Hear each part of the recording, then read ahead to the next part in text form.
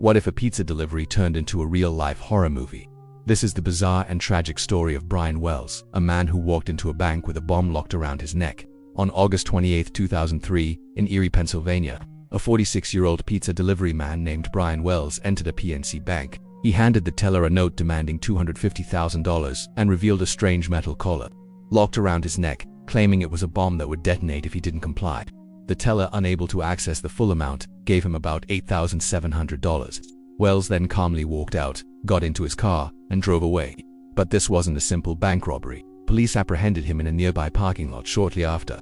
Wells told them he had been accosted by a group of men while on a delivery who forced a collar bomb onto him and gave him a sophisticated shotgun disguised as a cane along with a set of instructions for a twisted scavenger hunt he had to complete to survive. He pleaded with the officers, telling them he didn't have much time. The bomb squad was called, but they were stuck in traffic.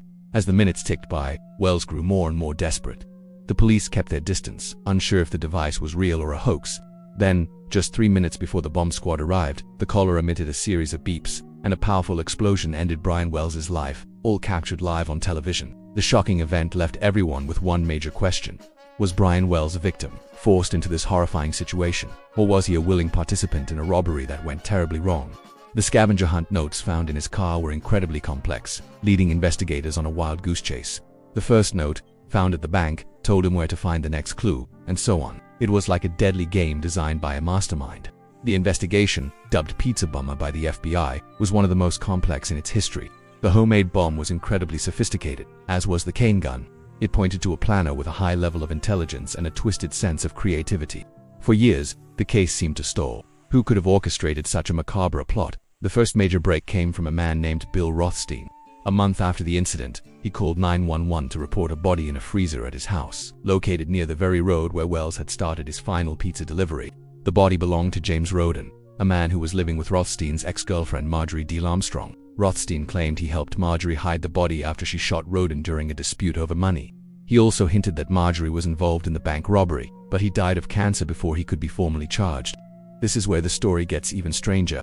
Marjorie Diehl Armstrong was a highly intelligent woman with a history of mental illness, including bipolar disorder and hoarding. She was known for her manipulative and often erratic behavior. Investigators started to suspect she was the mastermind. Her motive: she allegedly wanted money to pay a hitman to kill her father, who she believed was squandering her inheritance. The final pieces of the puzzle fell into place with the cooperation of another person, Kenneth Barnes. Barnes, who was in jail on unrelated drug charges, confessed his role in the plot. He told investigators that he, Marjorie, and her ex-boyfriend William Rothstein had planned the robbery. He also implicated Brian Wells, claiming Wells was in on the plan from the beginning, believing the bomb would be a fake. According to Barnes, Wells was supposed to play the role of a hostage, collect the money, and get a cut of the loot. But at some point the plan changed and the fake bomb became a real one. Wells allegedly tried to back out, but it was too late. He was double-crossed by his co-conspirator. In the end, Marjorie Diehl Armstrong was convicted for her role as the mastermind and died in prison in 2017. Kenneth Barnes also received a lengthy prison sentence. The story of Brian Wells serves as a chilling reminder of how a seemingly simple plan can spiral into a complex and deadly tragedy. Whether he was a true victim or a reluctant participant who got in over his head is a question that may never be fully answered. His final moments remain a haunting image of a bizarre crime that blurred the line between a heist and a horror film. Thanks for watching. If you found this story as fascinating as we did, be sure to like and subscribe for more deep dives into true crime mysteries.